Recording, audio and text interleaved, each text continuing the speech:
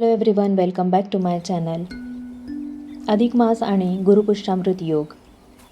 तर प्रत्येक महिन्याचं काही ना काही महत्त्व असतं, पण हिंदू धर्मात एक असा महिना आहे ज्याला अत्यंत पवित्र आणि विशेष मानलं जातं. तो म्हणजे अधिक मास, ज्याला पुरुषोत्तम मास असंही म्हणतात. आणि आज आहे गुरुपुष्यामृत योग, एक असा शुभ योग जो आध्यात्मिक आणि धार्मिकदृष्ट्या खूप महत्त्वाचा मानला जातो. पण अधिक मास नेमका काय येतो, शुभ कार्य का टाळतात आणि भगवान विष्णूंनी या महिन्याला पुरुषोत्तम नाव का दिलं, आजच्या व्लॉगमध्ये आपण हे सगळं जाणून घेणार आहोत. हिंदू पंचांग हे सूर्य आणि चंद्र या दोन्हींच्या कालगणनेवर आधारित आहे. चंद्रवर्ष आणि सूर्यवर्ष यांच्यामध्ये थोडासा फरक पडतो आणि हा फरक भरून काढण्यासाठी साधारण 32 महिने 16 दिवसांनी एक अतिरिक्त महिना जोडला जातो, त्यालाच अधिक मास म्हणतात.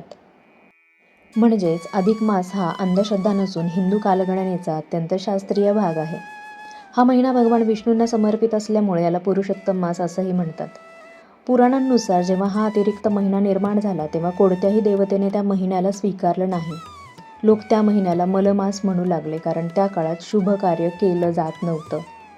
दुःखी होऊन तो महिना भगवान विष्णूंकडे गेला तेव्हा भगवान विष्णूंनी त्या महिन्याला स्वतःचं नाव दिलं, पुरुषोत्तम मास, आणि सांगितलं की या महिन्यात केलेली भक्ती, दान, जप आणि पुण्यकर्म अनेक पटींनी फळ देईल. ज्याला जगाने नाकारलं त्याला भगवान विष्णूंनी स्वतःचं नाव दिलं. अधिक मास हा फक्त पूजा करण्यासाठी नाही तर स्वतःकडे पाहण्यासाठी आहे.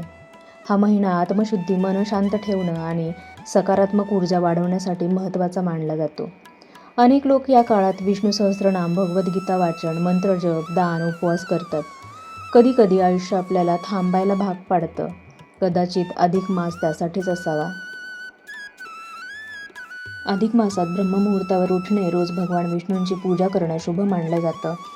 मंत्रजप, ओम नमो भगवते वासुदेवाय या मंत्राचा जाप करणे, तसेच तुळशीला विष्णुप्रिय मानलं जातं म्हणून तुळशीची पूजा आणि दान. अधिक मासात अन्नदान अत्यंत श्रेष्ठ मानलं गेलं आहे. गरजूंना अन्न, कपडे किंवा दान करणं पुण्यकारक मानलं जातं. सात्विक जीवन जगणं, मन शांत ठेवणं, वाद टाळणं आणि सकारात्मक राहणं महत्त्वाचं मानलं जातं. तसेच अधिक मासात बरीच लोक तीर्थयाटन करतात, पुरुषोत्तमपुरीसारख्या ठिकाणी सुद्धा जातात. या काळात अनेक लोक लग्न, गृहप्रवेश किंवा मोठे शुभकार्य टाळतात. भांडण, नकारात्मकता, दुसऱ्यांचा अपमान टाळला जातो. भक्ती म्हणजे फक्त पूजा नाही तर मन शांत करणं आहे. गुरुपुष्यामृत योग म्हणजे पुष्य नक्षत्राला नक्षत्रांचा राजा मानलं जातं. जेव्हा गुरुवार आणि पुष्य नक्षत्र एकत्र येतात तेव्हा हा शुभ योग तयार होतो आणि गुंतवणूक, व्यवसाय, सोने खरेदी, नवीन सुरुवात, पूजा यासाठी शुभ मानला जातो.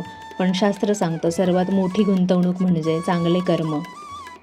आजच्या धावपळीच्या आयुष्यात आपण स्वतःसाठी वेळ काढत नाही आणि कदाचित म्हणूनच अधिक मास आपल्याला थांबून स्वतःकडे पाहायला शिकवतो. जर व्हिडिओ आवडला असेल तर कमेंटमध्ये ओम नमो भगवते वासुदेवाय नक्की लिहा आणि चॅनलला सबस्क्राईब करा. थँक्यू.